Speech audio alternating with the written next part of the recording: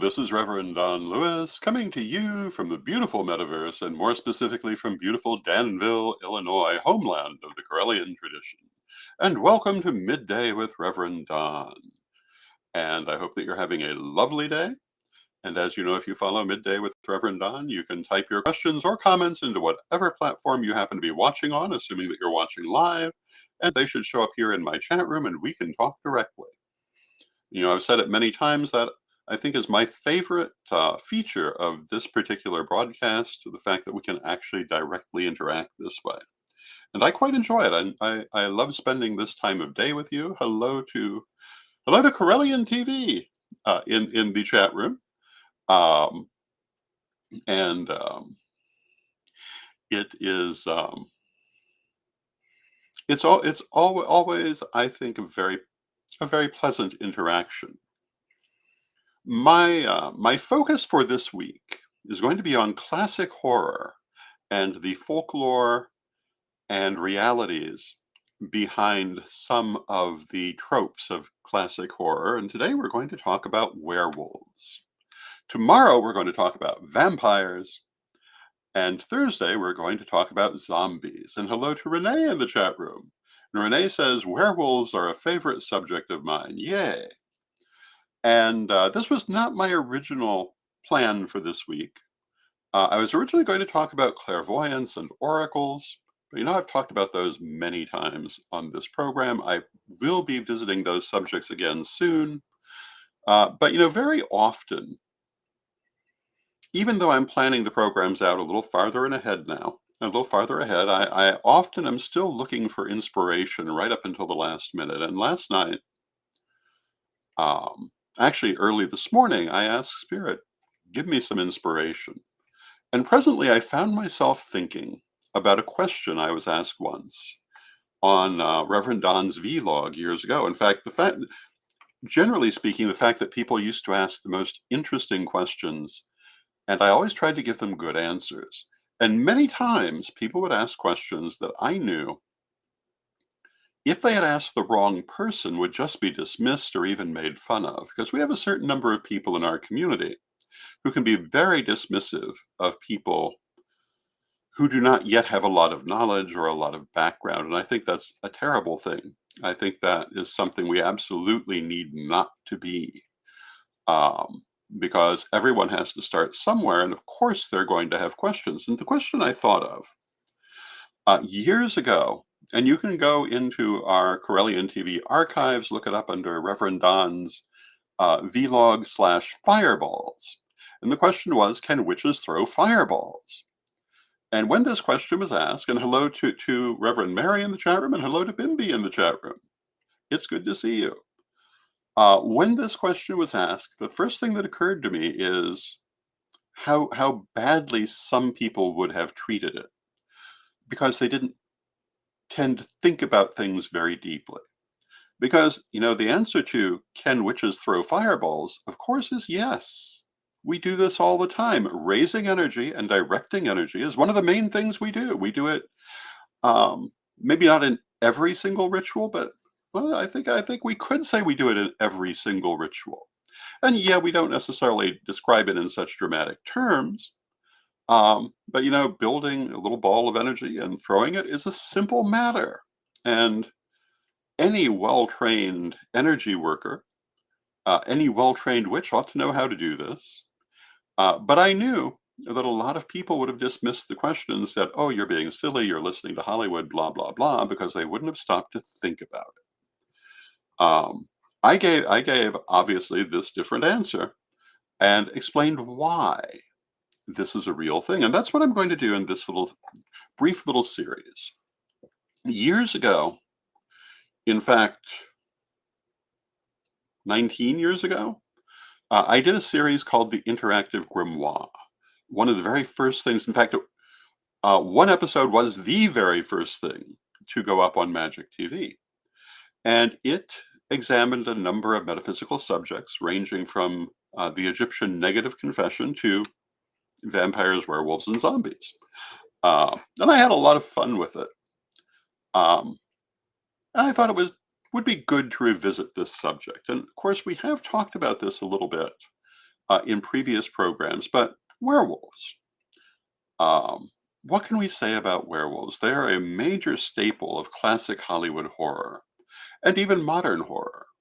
Um, all of the great werewolf movies of the 30s and 40s, and later more modern werewolf films like An American Werewolf in London, for example, and many others. And does this have any sort of bearing in reality? Well, yes, it does, and no, it doesn't.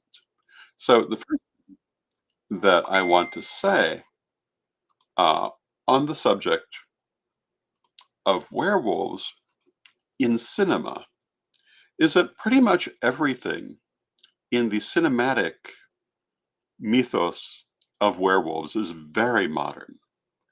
Um, everything from the idea that werewolfry is indelibly tied to the full moon, to the idea that being bitten by a werewolf always turns you into a werewolf, and that this can come to people who don't want it. And I'm sure we all of us horror aficionados remember Maria Uspensky dramatically saying, "Even a man who is pure of heart and says his prayers by night can become a wolf when the wolfbane blooms and the moon is full and bright."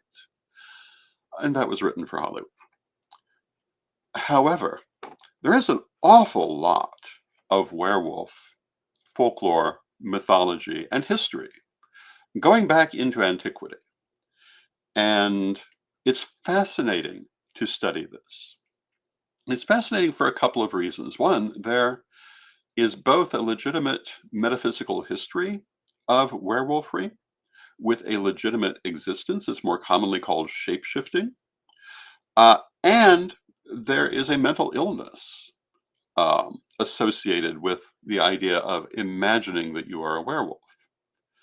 And what's fascinating is that even at the height of the witch hunts, many times you'll see that people understood, in the case of werewolves, which often come from that same period, that they were dealing with a mental illness. Not always. And you'll find cases where they approach it in a very superstitious light, and other times when they have a very modern understanding of the fact that some person is suffering from a delusion. And hello to Diane in the chat room. It's good to see you, Diane. There's a particular case, I don't remember the person's name, but I want to say they were about 15 years old. They thought they were a werewolf. They had, I think, attacked some local sheep, but not done much to damage their community. And when they were brought before the judges said, "Dude, you're having a problem," and they ended up locking them up, and that was it. They didn't burn them alive or cut off their head.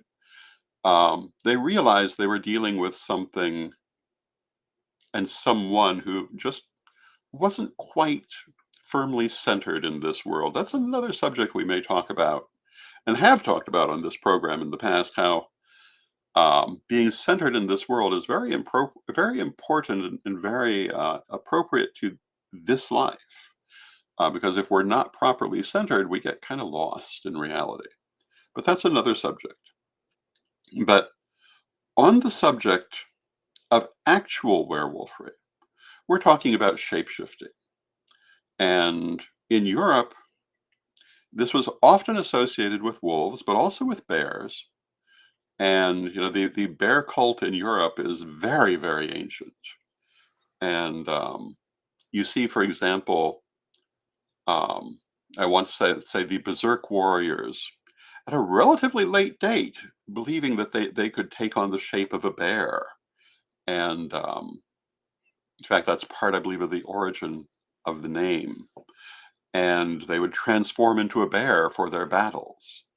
And was this a physical transformation? Well, no, I would not say that it was. But was it a real transformation? Part of the idea behind shapeshifting is that yes, it's very much real. It's very much a real spiritual experience. Um, and it can be experienced in several different ways. And if you look at The actual ancient legends about how one does this, it's pretty clear what they're talking about. It usually involves a ritual and a piece of hide from whatever animal the person is wanting to transform into, but not always. And the transformation is either an astral transformation that happens while the person is in a state of meditation or even sleep, or it's something they experience more consciously, but not physically. And hello to Nikki in the chat room. It's good to see you, Nikki. And that is the key to understanding the concept of the werewolf or the werebear or what have you, or the werepanther, which is more common in Africa, for example. You find this everywhere in the world. The idea of people changing their shape, becoming one animal or another, obviously goes well back into prehistory, um, maybe before we were even modern humans. And is it a real thing? I would say absolutely, within these contexts. And if you say to me, well, but can't I physically change my body into a wolf? Well, show me. And when you show me, I'll agree you can do that. In the meantime, I maintain that this is generally an astral transition um, that may or may not be expressed physically, but it is very much an actual thing. And like all astral travel, when the person is in this shape and having experiences in this shape, um, it can have a very literal physical effect, both on what they're doing and where they're doing it, and on them. And people have been known to wake up with injuries in their normal body that they incurred in their astral body and or their shapeshifted astral body. And my late wife practiced this in the form of a wolf. And she normally experienced it in meditation or in dreams, but she did, in fact, one day wake up saying that she had sustained an injury in her dream and pointed to a mark on her body that had not previously been there. I see no reason to doubt her account of it. If I remember correctly, she said that she had been shot in the dream, and this was certainly not um, a bullet wound that would have like a bullet magically appearing in her physical body. But the shape of it did somewhat resemble what you might have expected. It was a bruise, basically. And when you do this sort of thing, in what she was doing, she was basically running with the wolves and not interacting with people, but with wolves in nature. Um, that's not always what people do. It varies widely. And Jeremiah, hello, Jeremiah, and asks if I've ever heard of Anubis. And yes, Anubis is one of the great Egyptian gods, and the native form of the name is commonly rendered as Anpu or Anapu. And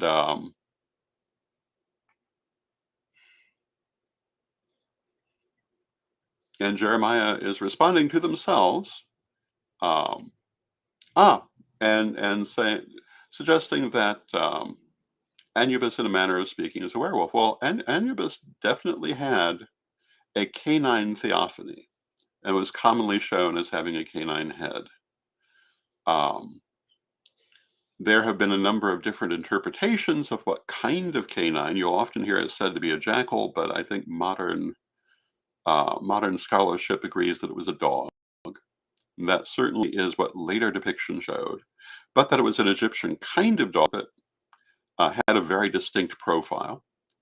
Um, and Upuwat, a related deity, is thought to have been a wolf. But yes, and of course, what kind of canine we're talking about with Anubis is impossible to say exactly. We can only guess by what they showed and what they wrote. And they didn't really write down what kind of canine. But later, as Egypt became part of the Greco-Roman world, they did. and they definitely saw it as a dog, which, of course, is closely related to a wolf.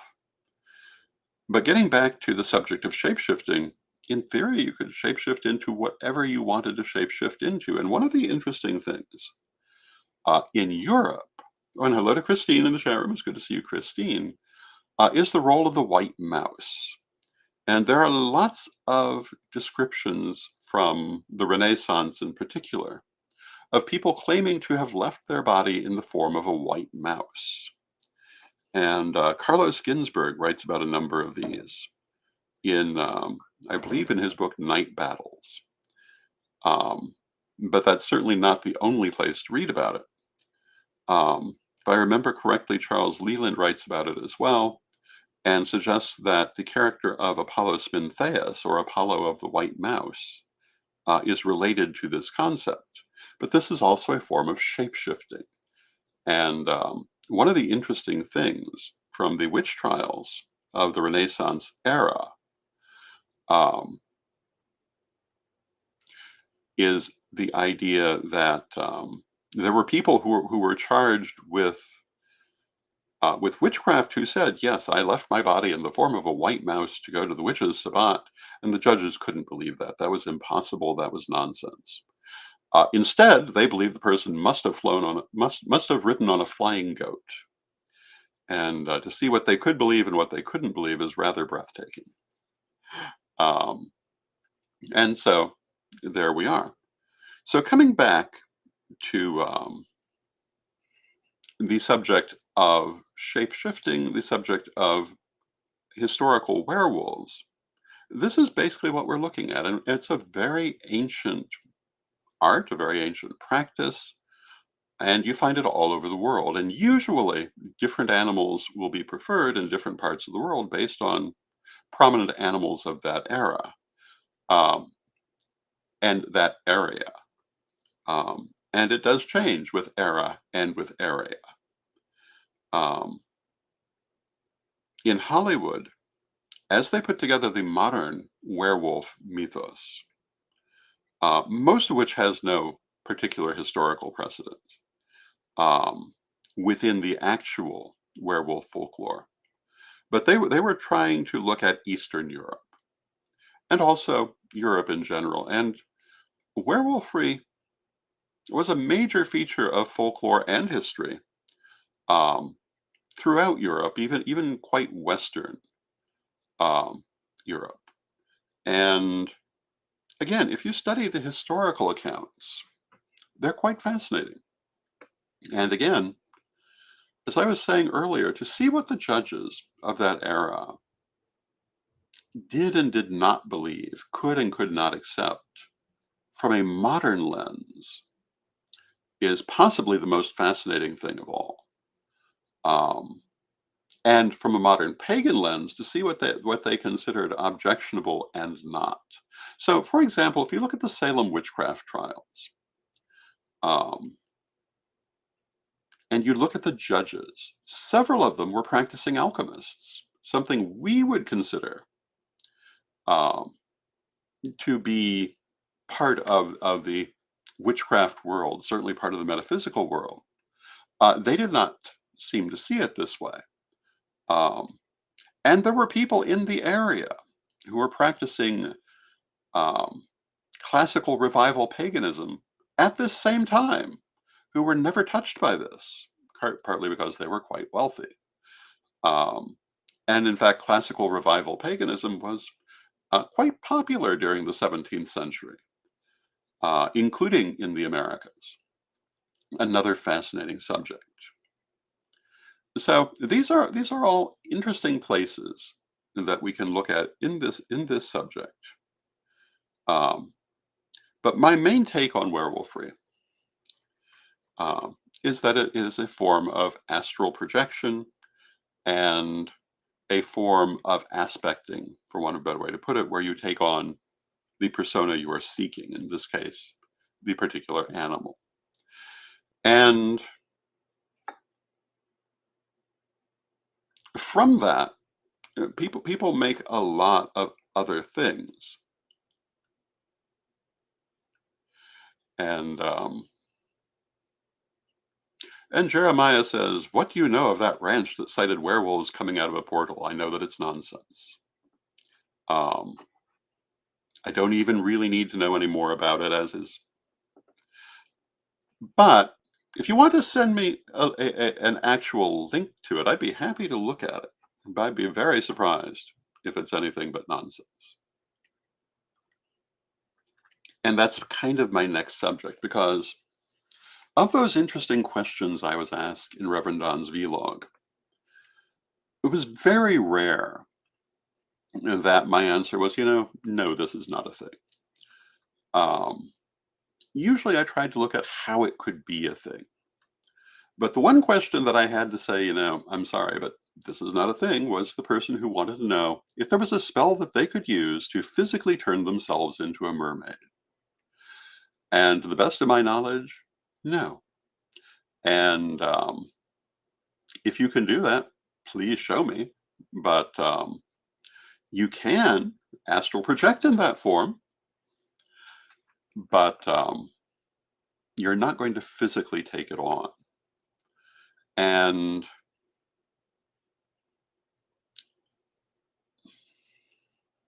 having made a pretty wide study of these things over the course of many years, that's the conclusion I come to. Now, having said that, I don't really want to say that anything is impossible, but I will say that in the modern internet, many things, how can we put it, have been doctored in various ways. Um, One of the Instagram channels I sometimes watch includes things like the Broccolarian Empire, who were eventually overthrown by the Caratids, which is all about the adventures of anthropomorphic vegetables, and that's very cool. And they have very realistic graphics, but yeah, there are no anthropomorphic vegetables running around conquering continents in that way.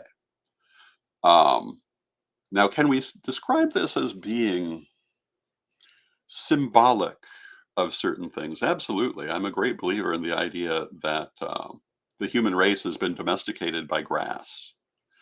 Um, we have expanded it around the world and take infinitely great care of it in places it was never native to and is not particularly constructive to. So you could think of the Broccolarian Empire as symbolic of that sort of thing. Um, But yeah, as Abraham Lincoln once said, you can't believe everything you see on the internet. Um, so, with that, I want to take a moment and talk about a couple of other things before we go on. And one of them is my upcoming seminar on the shadow and shadow work. And that is scheduled for Sunday, May 26th at 1 p.m. Central, 2 p.m. Eastern. It is my next Patreon seminar. And if you are a member of of my Patreon at the seminar tier or above, you can come to that. And if not, you can get a ticket at CorellianPublishing.com. And we're going to be talking about one of the subjects that I most commonly refer to and am most commonly asked about, which is the shadow and shadow work and how to deal with the shadow.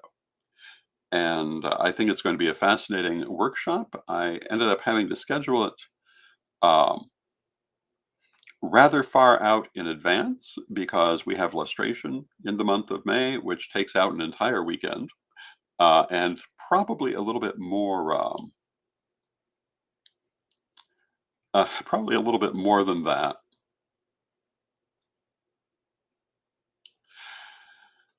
And Jeremiah says, "This is how I know the entire truth of history, all the way back to who Adam and Eve truly were.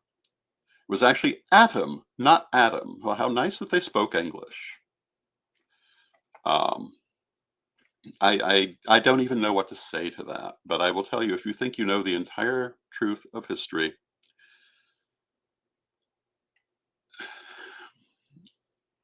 you have more to learn. And the wisest man is the person who knows that they have more to learn. And And hello to Lepus Felix in the chat room who says, werewolves? Werewolves. And that's one of my favorite quotes. But this is a thing. And it is, again, a thing in the form of shape-shifting. And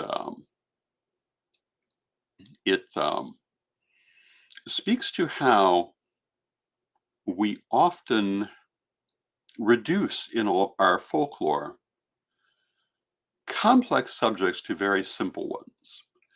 And Christine says, living on the Mississippi floodplain, I like to shift into a catfish to understand and feel closer to the land where I live. That's a perfect example of shape-shifting. And, it is, even if it's not something that you want to do regularly, it's certainly something which, if you are studying metaphysics, you should work with a little bit. One of the most interesting ones I personally worked with were clouds. Um, and you might not think of those in this context, but when I first started to fly to different places, one of the things that really struck me was the shape of the clouds seen from above. And so I started working with that in astral terms, and I found that it was very enlightening in terms of what they are. Now, Lupus says it isn't only wolves, but hey, wolves are the most common shifters. I wonder what societies have cat shifters instead, probably in Africa. Yes, in Africa, it's generally great cats and also Central America. And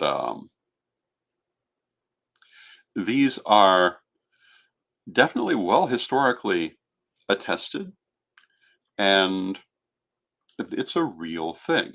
Now, how do you learn how to do this?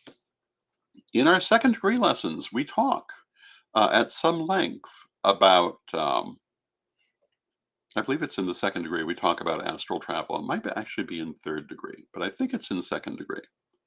But it's part of that process. And once you have learned astral travel itself, shapeshifting is not difficult at all, because in the astral you can take whatever shape that you wish to take. Now, Lupus says, I wonder how the shifting connects with certain figures who would imbibe the power of the animal. It's basically really the same thing. Um, and as I was saying earlier, yes, it can have certain physical effects. The Berserker warriors were known for their ferocity, partly because they believed that they were, in fact, shapeshifting, and at an astral level they were, but it also affected their physical reality. Not by physically transforming into a bear, but by taking on those qualities and behaviors, um, including the ferocity of the bear in states of battle. And these are actual things. So that basically is what I have to say of the subject of werewolves. Tomorrow we're going to talk about vampires. And I've talked about vampires here before. My favorite vampire author, Michel Belanger, um, a lovely person. And we'll be talking both about historical vampirism and different thoughts about that, but also the contemporary vampire community, which is very much a thing. And that's going to be our subject tomorrow. Now, on Wednesday, we'll be having our Corellian Publishing Wednesday program. Chris Copeland will be my guest host this week. And it will be what the new things that we're doing at Corellian Publishing, as we do every week. And then on Thursday, we're going to talk about zombies. Years ago, as I was saying, I was doing the interactive grimoire.